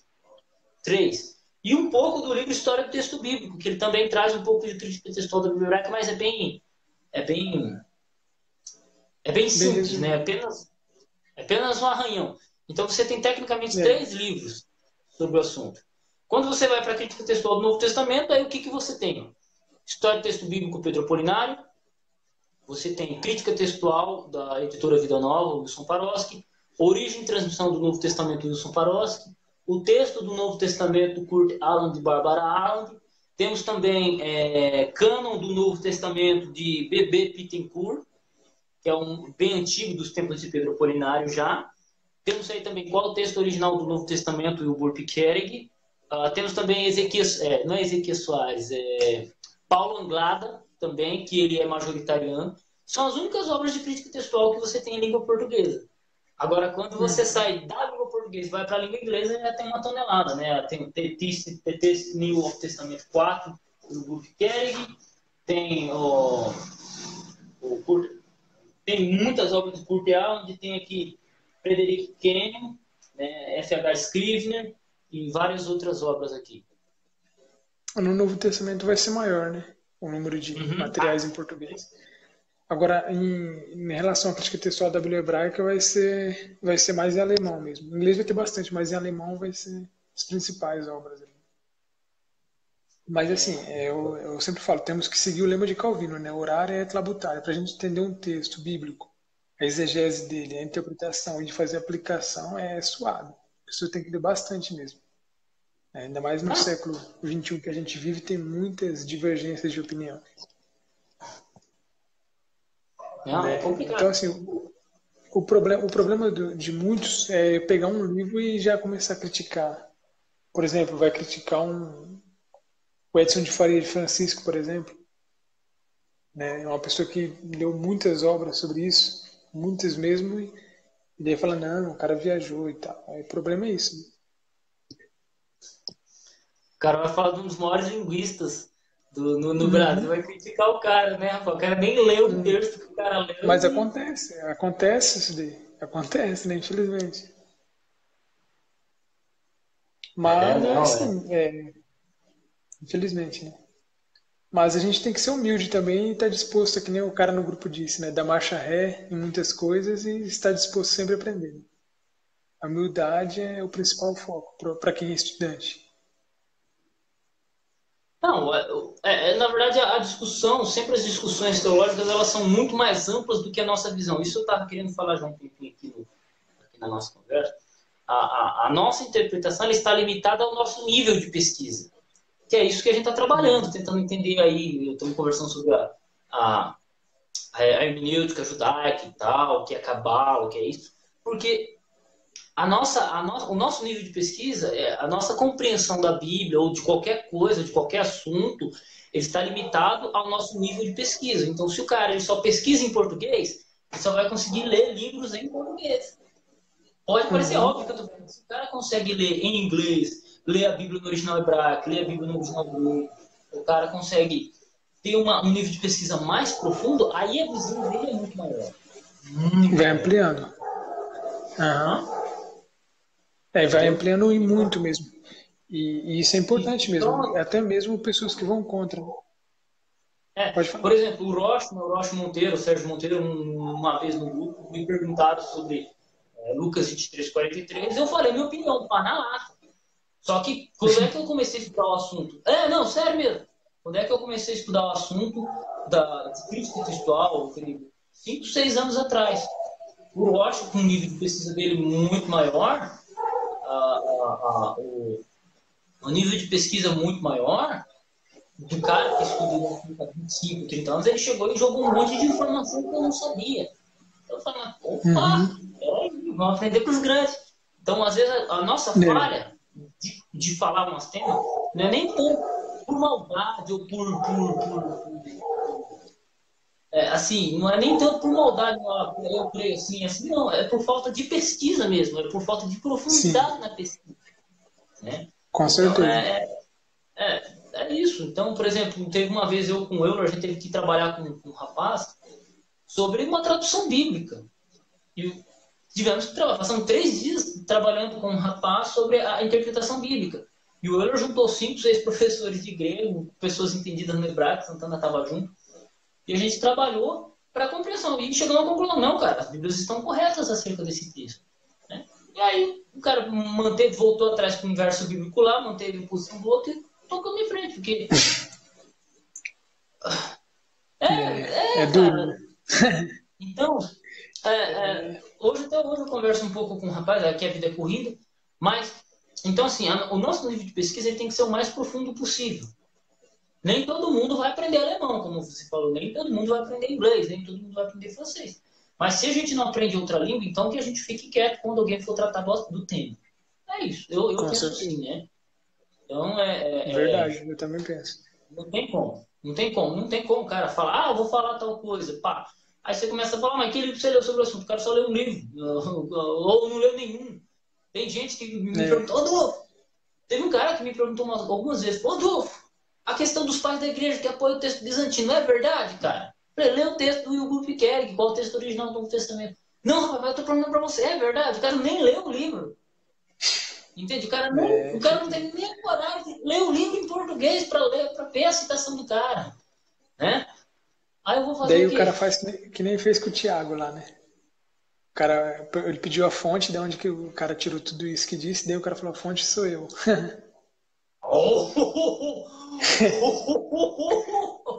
Daí a gente já vê o nível, né? Não, teve um cara, que ele tava discutindo. Ele é gente boa, velho. Ele é gente boa. Ele falou sobre Oséias, sobre um termo de Tiroche, não sei se é Oséias 4:11, não sei bem o texto. E o cara ele afirma de maneira clara, taxativa. Tá até num grupo chamado Regreguistas, não é os Regregoides, é os Regreguistas, é um grupo irmão dos Regregoides. E ele, com eu, começou a trabalhar o tema. O cara falou: olha, existe uma variante nesse livro aqui, mas se existe, então a Bíblia hebraica Stuttgartense trata disso. Não, a Bíblia hebraica Stuttgartense não trata do assunto, a Septuaginta não trata do assunto, nenhum crítico textual fala dessa variante que o cara falou, não tem apoio de nenhum manuscrito hebraico, nada, nem manuscrito marmor, mas o cara insiste em dizer que existe uma variante textual ali. Então fala, mas qual que é a base para isso? Nenhum. Daí não tem fonte, né? Aí A fica gente complicado, tem né? que. Uhum, e muito, porque assim, quando a pessoa pega uma coisa e coloca na cabeça para tirar é complicado, né? Para tirar É, viu? na verdade, assim, o nosso querido Salomão, ele falou em Provérbios não, em Eclesiastes, não há nada novo debaixo do sol. Então, por exemplo, você vê muito ateu, cara, você vê muito, não ateu, mas neo-ateuzinho, chegando e querendo questionar Deus e pá. Aí você apresenta São Tomás de Aquino pro cara. O mesmo questionamento que o cara tem hoje, São Tomás de Aquino teve 1000 anos atrás e ele já respondeu É. tudo. Uhum. Você fala, lê Tomás de Aquino. Mas o cara era um padre, o cara era um pai da igreja, era um teólogo. Lê a filosofia do cara. É quando o cara se depara, ele fala que ele tem que olhar para todo o questionamento que ele fez sobre Deus, ele fez sobre Deus, o cara já respondeu 1000 anos atrás, praticamente. A Então, Suma assim, Teológica, né? Tu tá falando, né? isso. A Então, Suma quando, Teológica, a então, principal quando obra, assim. você, quando a gente vai, isso, então, quando a gente vai estudar um tema teológico, por exemplo, de crítica textual, o 666, por exemplo, a questão do 666, é 666 ou 616? Quando você vai no estudo dos pais da igreja, você já tem pai da igreja lá no século III, século IV, tratando do assunto, né? Quando Uhum. você vai falar, por exemplo, da variante lá de Manassés ou de Moisés em Juízes 18, verso 30, você já tem essa variação dentro da Septuaginta, quinto século, quarto século, né? Então, você tem a atestação antiga do próprio questionamento dos estudiosos daquela época, né? Você tem Orígenes questionando um monte de bagaceira. O próprio, Sim. o próprio, o próprio cara que escreveu aí A Cidade de Deus, Santo Agostinho, né? Você tem eles fazendo esse questionamento. Só que, de repente, aparece um cara no século XX com uma interpretação sem base nenhuma. Não estou dizendo que não possa não ter base, não possa ser algo novo, não deve ser criado. Não estou falando, tem que ser criado. Só que o cara faz um questionamento em que você não vê nada na história bíblica, nada na história da igreja, nada na história bíblica ou manuscrito que apoie o cara. Por exemplo, igual os caras Uhum. testemunham de Yeshua, cara. Não, que o nome de Jesus é Deus Cavalo, né? Muitos afirmavam isso. Hoje eles já mudaram um pouco.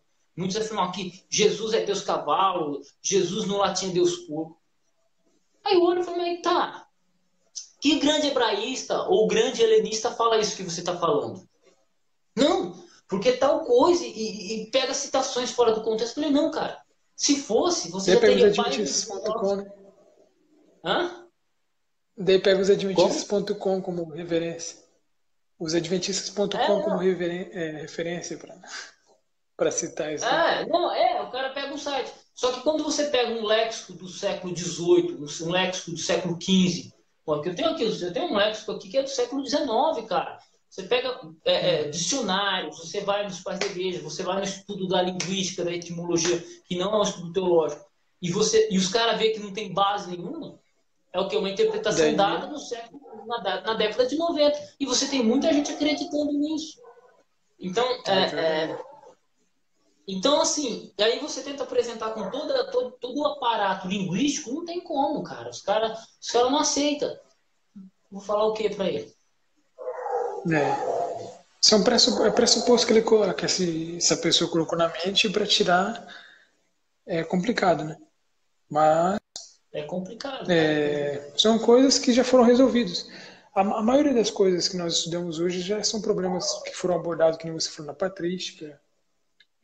Pegar, por exemplo, o Santo Agostinho, um ótimo livro dele é o Confissões, um que eu tenho, né? Aqui, a outra obra dele eu não cheguei a ler, mas apesar que ele vai contar a história dele, né? E são problemas filosóficos que já foram tratados já há muito tempo. E daí voltam à tona e vão. Eita, o homem sumiu. Caiu a internet do homem. Acabou a bateria dele, com certeza.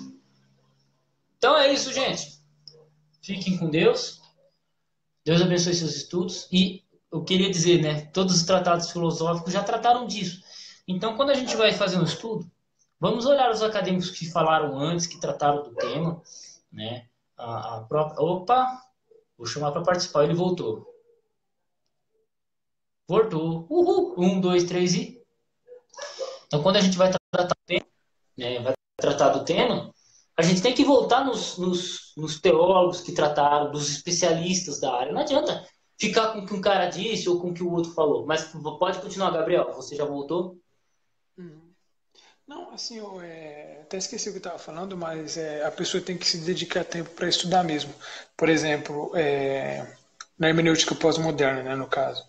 Muita gente fala assim, vamos citar o desconstrucionismo, ou vamos citar o estruturalismo de Saussure, né? No caso, na interpretação bíblica, como que vai citar uma referência dele, sendo que a gente leu pessoas que citaram eles. Então, assim, é bom pegar as obras dessas pessoas e estudar. Por exemplo, o livro Verdade e Método de Gadamer. Pô, é um livro fantástico, assim, né? Mas é interessante a gente ir direto à fonte também, não pegar citações. Hoje em dia tem muito disso também, né? Pegar uma citação de que um autor disse sobre o outro autor, né? Então, isso é importante também, pegar as obras das pessoas que fazem referência a isso, principalmente na área de filosofia da linguagem, né? Filosofia da linguagem é uma área da filosofia que vai abordar essa questão de interpretação. E a gente sabe que a filosofia ela influencia várias áreas do conhecimento. A epistemologia também, a gente viu no grupo lá o debate sobre teologia ser ciência ou não, né? Isso é uma área da teologia filosófica, mas a filosofia epistemológica. O que vai ser ciência? Né? Daí vai ter questões de pressupostos e tal. Mas a questão é que, no caso da interpretação bíblica, a filosofia da linguagem ela vai servir de base para a hermenêutica bíblica também. Como que eu vou lidar com esses textos? E daí a gente tem que recorrer aos autores originais. Por exemplo, Gadamer, no caso da interpretação influenciada pela filosofia, né? Interpretação bíblica. Gadamer, Derrida, Foucault, pré-hermenêutica patrística, Santo Agostinho, né? Tomás de Aquino e vários outros, né? Daí no escolasticismo, na Reforma Protestante, a gente tem que ler Calvino, Zwinglio, Lutero, e ver as obras deles mesmo. Né? Que nem comunista que defende o PT e nunca leu Marx para ver, né? Então, assim, a Não, tem gente comunista que comparar lê. as obras. Mas, por exemplo, você Oi? citou aí, por exemplo, o próprio marxismo, né? Tudo que os marxistas fazem é que a pessoa enxergue tudo, a guerra de classes em tudo, né? Então, Uhum. por exemplo, há um método de interpretação marxista. E todo brasileiro, essencialmente, ele tem esse ponto de vista, né? É um método de interpretação marxista. Querendo ou não, são poucas pessoas que conseguiram sair disso. Porque a grande maioria está Uhum. inclusa nisso. Então a pessoa vai para a faculdade, vai estudar a história do Brasil, por exemplo, ele vai ler a história do Brasil na guerra de classes. Não, porque o português escravizou o índio, porque o português escravizou o negro e tal, mas não era só essa relação, existia toda uma outra finalidade, algo muito mais profundo do que a simples guerra de classes. Na verdade, não existia nenhum interesse de guerra de classes. Né? É quando você fala pro cara assim, de zumbi, zumbi não era libertador de escravo coisa nenhuma, o cara fica bravo. Como assim? Por quê? Porque não era desse jeito. É, Entendeu? é verdade. Não é, não é. O zumbi, ele tinha escravos. O escravo que se libertava, fugia da fazenda e chegava no quilombo dele, era livre, beleza? Agora, o escravo que era sequestrado, quando o zumbi invadia uma fazenda e sequestrava, esse continuava sendo escravo. Você tem história de Uhum. brasileiros, de escravos, que conseguiram a liberdade deles, olha só. o cara conseguiu a liberdade dele, e por algum motivo esse cara ficou rico, ou conseguiu começar a negociar, tinha um dono da negociação, né? Então que conseguiu a liberdade, conseguiu a libertação, e ele mesmo tinha escravos. Então, quando você cita casos desse para a pessoa vai, mas não era branco contra negro, não era isso contra aquilo. Não, é muito mais profundo. Só que essa é uma interpretação marxista que apenas no Brasil você vai ter. Apenas no Brasil não, principalmente dentro do Brasil. Né? Então, na verdade, você tem um nível de pesquisa muito mais profundo. A pessoa vai falar do monarquismo, né, da monarquia. Aí, ó, eu já vai falar mal de mim já. Por exemplo, eu tinha uma visão muito republicana das coisas, né? E o cara, aí você fala da monarquia, que a monarquia era o sistema amado pelo povo brasileiro. E você vai na escola, quando você estuda na escola ou na faculdade, os caras descem a lenha na monarquia. Desce a lenha. É verdade. É verdade. Desce a lenha. Então, assim, é a leitura, a influência. Por quê? Porque existe toda aquela guerra de classes, existe todo o pensamento marxista. Por exemplo, eu já fui numa biblioteca pública e tal. Você não encontra Mário Ferreira dos Santos, Olavo de Carvalho, você não encontra Luiz de von Mises. Isso numa biblioteca pública. Você não encontra esses livros. Não encontra. Você vai na... E o Olavo de Carvalho, ele é muito fera. Então, mas não só o Olavo de Carvalho, mas eu estou tomando como referência, porque ele é referência de pensador filosófico de direita, né? Conservador aí, né? Quando você pega e vai... por exemplo, eu fui eu tenho um amigo que está estudando Sociologia e História, né? Ele não é bem um amigo, eu conheço ele. Eu entrei na casa dele, eu fui olhar a livraria dele, tem muitos livros clássicos, tá? Sociologia, pá. Livros sobre Lenin, sobre Trotsky, sobre Stalin, e pá. Beleza, daí fechou. Só que eu não vi um Luiz de von Mises, não vi um Mário Ferreira dos Santos. Eu perguntei, cara, você conhece Mário Ferreira dos Santos? Cara, nem tinha ideia, velho. Nem tinha ideia. Eu falei, então, cara, é complicado. Então, fica difícil. Difícil, né? A gente tem que estudar. Tem uma interpretação diferente daquilo que foi dado para ela. Né?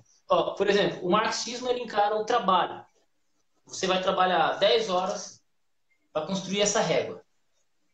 Então, todo o pensamento do capital o seu patrão, ele te paga para você trabalhar, para construir essa régua. Você leva 10 horas. Aí essa régua custou, você ganhou R$10 em cima dela. O teu patrão, para te manter contratado, você teve que render 20. E aí o pensamento marxista, ele trabalha em cima desse pressuposto, em cima da régua. Só que quando você vai para o pensamento econômico, quanto vale essa régua para você, Gabriel? Vamos chutar isso. R$2. R$2. Para mim, não custou nada, porque eu achei ela na rua. Mas, quanto custa uma régua? 50 centavos. Mas você falou R$2. Mas para você vale R$2. Para o cara que vende a régua é 50 centavos. Por exemplo, se eu pegar esse livro aqui e for tentar vender na internet, eu posso colocar o valor que eu quiser. Eu posso colocar R$50. Se ninguém quiser pagar R$50 nele, ele não vale R$50. Mas para mim vale R$50. Mas para outra pessoa talvez não valha. E para mim esse livro, se eu for falar para você quanto que eu paguei nele, é outra história. Entende? Então... É verdade, é bem assim mesmo. Eu fiz as contas, a biblioteca de um amigo meu sairia R$15 mil. Ele falou, você gastou mais ou menos R$15 mil nessa biblioteca. A irmã dele falou assim, se ele morrer e esses livros aí tudo, eu vou queimar tudo, porque para mim não vale nada. Para ver, né? Essa é a falha do marxismo, do pensamento marxista. De dizer que o funcionário está sendo explorado pelo patrão porque ele tem que trabalhar e todo o desenvolvimento.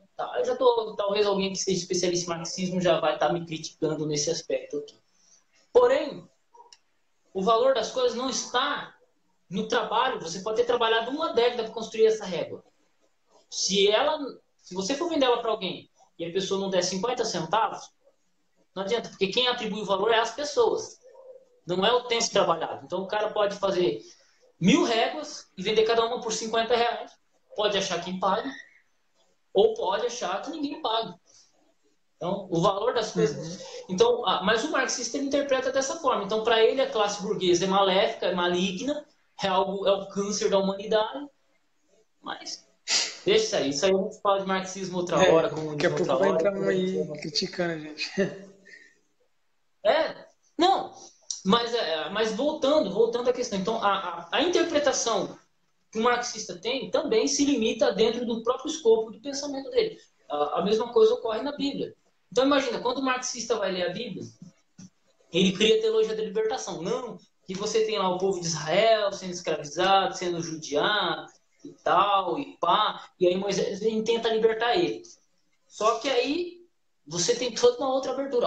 Porque Jesus curou os pobres, os cegos, andou com prostitutas e isso e aquilo. Então nós temos que cuidar.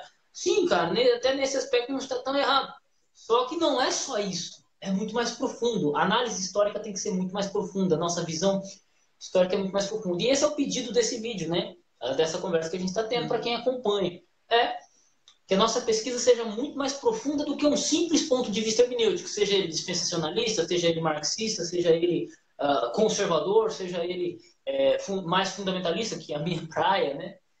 Ou muito mais profundo que liberalismo teológico, né? Porque todas essas maneiras de interpretar elas têm suas limitações. E temos que voltar ao que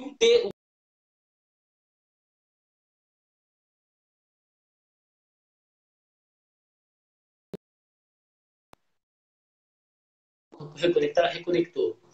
Então é complicado, não tem para onde correr. A gente tem que estudar o que o autor disse. Até tem um livro do Wilson Shaw, Princípios de Interpretação Hermenêutica.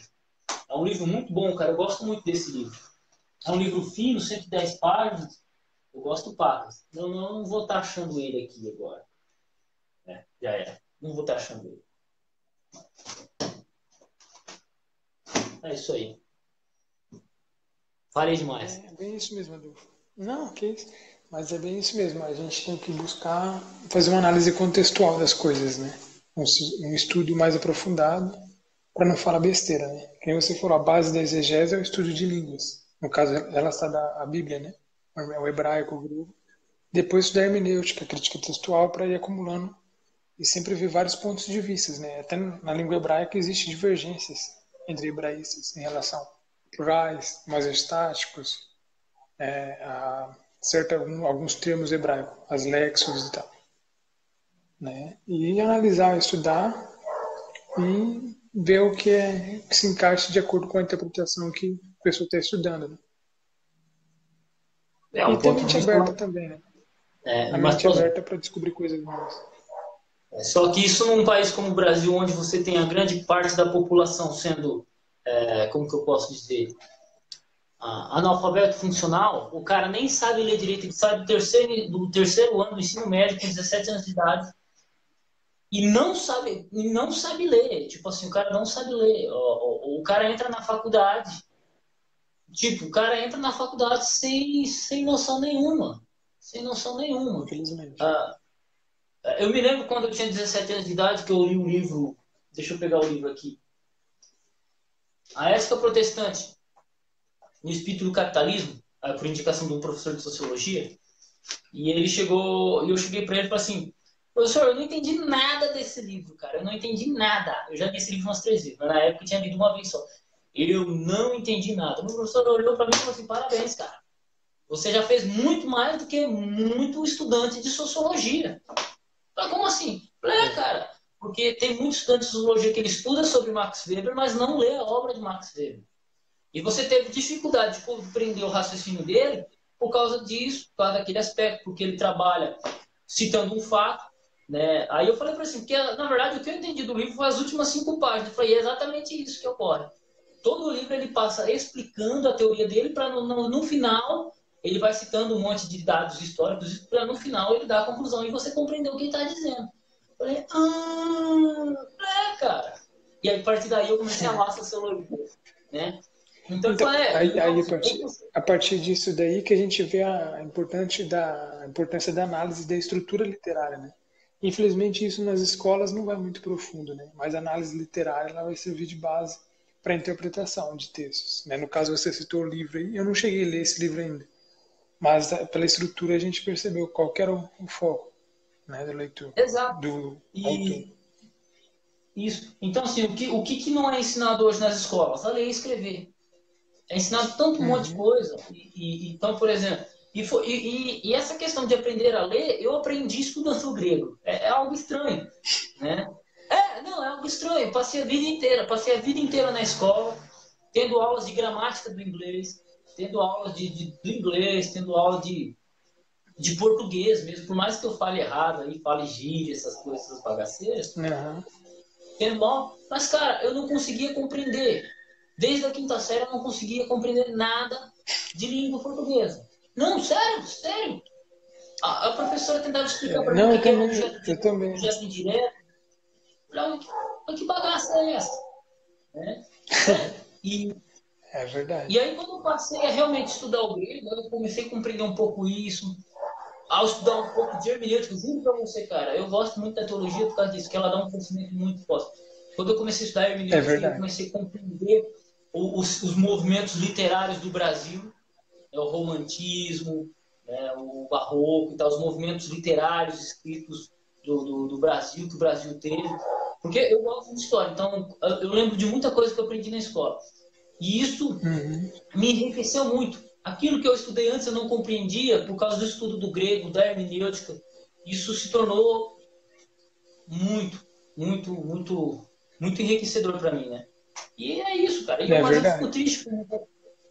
triste com muita gente que não consegue acompanhar, né, cara? A pessoa ela sai da escola Infelizmente, né? e vai trabalhar e o que Infelizmente, ela quer é assistir futebol, tomar cerveja e só. é verdade. Infelizmente, a realidade aqui é isso. Mas ficou a nossa dica aí para o pessoal que quer estudar, né? Quer se aprofundar, quer estudar exegese, hermenêutica, crítica textual, filologia, por que não? Né? A gente pega os principais filósofos, Nietzsche é filólogo de formação, né? Então isso daí serve de tudo para base para a compreensão bíblica, comparação de manuscritos, uma análise crítica e tal. E isso contribui de forma significativa assim, para a interpretação dos textos. Sim.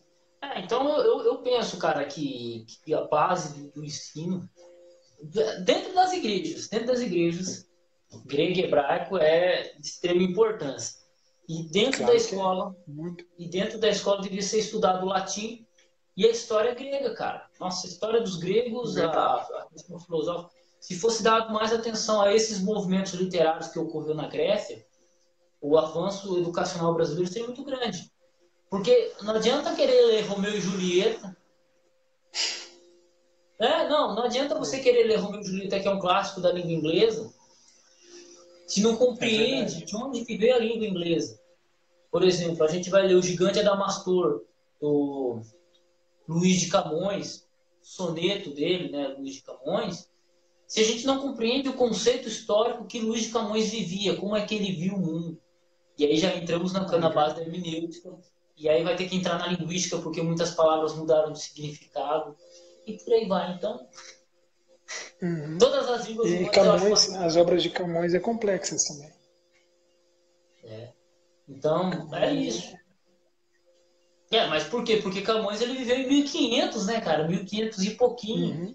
Então ele viu a era das grandes navegações dos portugueses. Então os portugueses eram uma nação muito grande, cara. Era uma nação, assim, era uma potência militar naval. E É, quando ele escreve, por exemplo, o Gigante Adamastor, ele está se referindo a alguma coisa da Índia, umas duas montanhas da Índia, alguma coisa assim. É uma poesia que ele trabalha em cima desse tema, cara. Entendeu? Mas qual era a visão que ele tinha de Portugal? Uma coisa grande. Você fala com um brasileiro hoje o que ele vê de Portugal, ele fala que o brasileiro português é burro. Então, na verdade, burro é ele. é verdade. Por É exemplo, verdade a mesmo. gente pagava Camões eu 20% de nunca. imposto. Quando a gente era colônia de Portugal, a gente pagava 20% de imposto para Portugal. Nossa, que absurdo, Adolfo. Pagar 20% de imposto para Portugal. Quanto é que a gente paga de imposto para os nossos políticos lá em cima? 45%. Então, bora voltar a ser É, colônia de Portugal, cara, porque não está dando certo. Não está dando certo. Entendeu? aham. Aí eu tô... Aí é um problema, né? Mas é É, mais nas questões políticas, né? Mas Camões eu nunca cheguei a me aprofundar assim nas obras dele, né? Eu sei que a leitura dele, dos livros deles é muito complexa e exige fazer isso daí, fazer uma análise contextual da época dele, porque senão a pessoa Então, não entende nada. e qualquer livro, né? Até um jornal de 1980. Se você for ler um jornal de 1980, você tem que saber o contexto, né? Uhum. E, né? Ó, por exemplo, você vê o brasileiro criticar, né? Só que não é criticar. O brasileiro ele tem total desconhecimento do que foi a era monárquica no Brasil, né? Com Dom João VI, Dom Pedro I, Dom Pedro II. Ah, quando você vê brasileiro, você vê o lema. A Petrobras é o orgulho do Brasil, mas quem é que fez a Petrobras? Um cara chamado Getúlio Vargas. Um cara que não é nem bem visto politicamente hoje, né? O cara foi um ditador. Mas isso que é educação e tal, mas quando é que foi feita a USP? Na ditadura militar. Mas as hidrelétricas que são nossas, quem é que fez? A maioria pela ditadura militar. Não, mas as estradas que não sei o que são ruins, mas foram feitas na ditadura militar. Depois disso, você não tem quase 12 obras no Brasil. Você só tem ela fundando. Quando você fala esses detalhes, os caras não sabem. É verdade. É verdade mesmo. É complicado falar do aspecto político, linguístico, cultural. A pessoa, hoje no Brasil, ela não está... O brasileiro, ele é assim, eu não sei, eu não quero saber, eu tenho raiva de quem sabe. É bem isso, infelizmente, né? É verdade, Adolfo. Então, cara, eu vou deixar, vamos dormir, que já é meia-noite e 26. Uhum. Tá, beleza. Foi da hora conversar com você aí. Ok, isso igualmente, cara. Fica a dica para quem assistiu o grupo não, o live, né? Os leigos. Eu também sou leigo no assunto, né? Mas para nós estudar, ler, que é importante pra gente, né? Principalmente quando se fala de hermenêutica bíblica, é importante ler essas obras aí. Beleza, Adolfo? Foi um prazer conversar com você. Aprendi bastante também. O Novo Testamento, eu não entendo praticamente quase nada em relação à crítica textual, essas coisas. Tu é fera mesmo, né? E que a gente agora ora pelo nosso país também, né? Não, vai dar certo, vai dar certo. É, a- o negócio é construir uma barreira de conhecimento. Entende? A gente tem que andar com pessoas que sabem, conversar com pessoas que sabem. Por Sim. exemplo, você falou aí sobre os níveis de interpretação, um pouco dos níveis de interpretação. Eu não deixei falar muito, mas sobre os níveis de interpretação da hermenêutica, sobre a questão da cabala. O negócio tem que informar o pessoal, né? Uhum. Até então eu falo pra você, cara, faz um canal no YouTube aí e começa a mandar vídeo pra cima, rapaz. Você vai ver. O negócio dá retorno. Vamos ver, quem sabe, né? É verdade. Tá. Opa. Mas o retorno que eu estou falando é o retorno intelectual, porque eu tenho conversado com pessoas que sabem, cara, que sabem muito. Né? E graças ao quê? A isso, eu compartilhar um pouco o que eu sei. Então eu compartilho um pouco o que eu sei, o pessoal compartilha o que ele sabe. E a gente vai crescendo de maneira intelectual muito grande. O retorno intelectual é muito grande para os caras que gravam vídeo no YouTube e tal, cara. Por quê? Porque conhece muita gente que sabe que vem para contribuir, né? Para você ter noção, os egregôidos, cara, então desde que do meu primeiro celular com o WhatsApp, eu montei um grupo, os egregôidos, e os caras estão comigo, que sempre tem me ajudado, cara, tem me ajudado. Por exemplo, o Luiz Pedro tem me ajudado bastante, o Euler, cara, quando eu tenho uma dúvida no grego também, eu vou lá. Eu tenho dúvidas no grego, eu vou lá, converso com ele, a gente troca uma ideia, troca figurinha. Você chegou agora, então assim, existe toda essa troca de informação muito grande que nos ajuda a crescer. Sim. Nos ajuda a crescer. Com certeza. Então é isso. Mas é isso Tem que daí. criar essa cultura no brasileiro de estudar. Criar essa cultura. Seja do ponto de vista. Verdade. E se não sabe ler, ensina a ler. Né? Mas isso a gente resolve pelo grupo. Né? É verdade. É isso aí.